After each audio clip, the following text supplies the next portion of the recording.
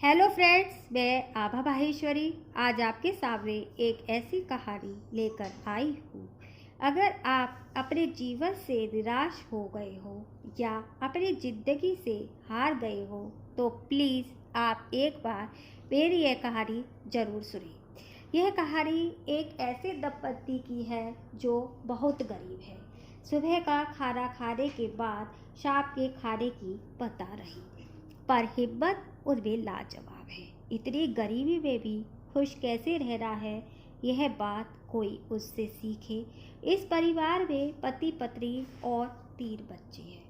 राधी श्याम बोची है जो चप्पल सिलकर अपने परिवार का गुजारा करता है। सर्दी हो या गर्मी, बरसात हो या आंधी तूफान, उसका तो बस यही मात्र सहारा है। इस सब को सहन करता हुआ बस सुबह से लेकर शाम तक लोगों के चप्पल जूते चमकाना उनके जीवन का आधार है।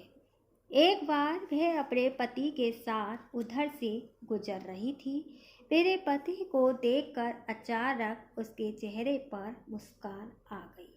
बाबूजी, राम राम। राम राम बाबा, कैसे हो? ठीक हूँ बाबूजी, बस आपकी कृपा है। जूते पर पॉलिश करते करते मैंने भी कुछ बातें उससे जाननी चाहिए। मैंने पूछा, बाबा आपकी तबीयत ठीक नहीं लग रही? बोले, हाँ बेटा, तबीयत ठीक रही है। बाबा आपने कुछ खाया? बाबा के चेहरे पर पसीना लगातार आ रहा था। बड़े संकोच में बोले, नहीं बेटा, आज सुबह से शाम हो गई, कोई बॉडी नहीं हुई। अब तो मेरी उत्सुकता उनके बारे में जानने की बढ़ती जा रही थी। मैंने अपने पति से इशारा किया। वो भी एक बार में समझ गए। पास ही से वो चाय और कुछ खाने का सामान लाकर उन्हें दिया और कहा, बाबा आप इन्हें खा लो। बड़े हिचकते हुए हाथ बढ़ाते हुए उन्होंने कहा, बेटा इसकी क्या ज़रूरत थी? बाबा चिंता मत करो, मैं आपकी मजदूरी भी दूंगा। और उन्होंने तभी 100 का नोट निकाल कर उनके हाथों में थमा दिया। बाबा आप अपना ध्यान रखना। अब तो मैं जब भी उधर से जाती हाल चाल जरूर पूछ लेती। काफ़ी दिनों से मुझे वो दिखाई नहीं दे रहे थे। आसपास पूछने पर पता चला कि वो काफ़ी दिनों से आ नहीं रहे हैं। अब मुझे उनके बारे में चिंता होने लगी थी। कोई अनहोनी तो नहीं हो गई? कई बार उनके घर जाकर उनके बारे में जानने की इच्छा भी हुई। फिर अचानक एक दिन मैंने वहाँ एक बुजुर्ग महिला को चप्पल सिलते देखा। मैंने पूछा, अब्बा, राम राम। राम राम बेटा, शायद आप इस शहर में नई हो। पहले यहाँ एक बाबा सिलाई करते थे, काफ़ी दिनों से वो आ नहीं रहे हैं। क्या आपने उनको देखा है या आप उनके बारे में कुछ पता है?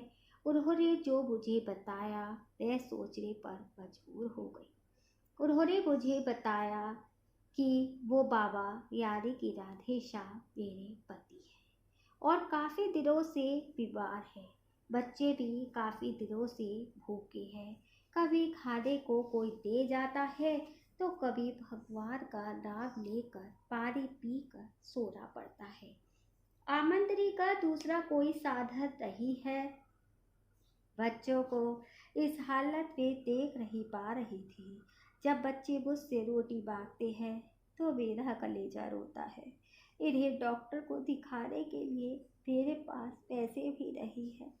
इसलिए मैंने सोचा क्यों ना मैं ही इस काम को दोबारा शुरू कर दूं, क्योंकि और किसी काम को करने के लिए मेरे पास पैसे नहीं है।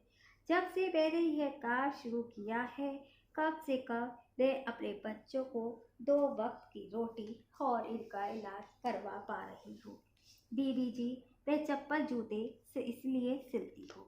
मैंने अम्मा से पूछा, अम्मा आपके बच्चे भी तो हैं, वो क्या करते हैं?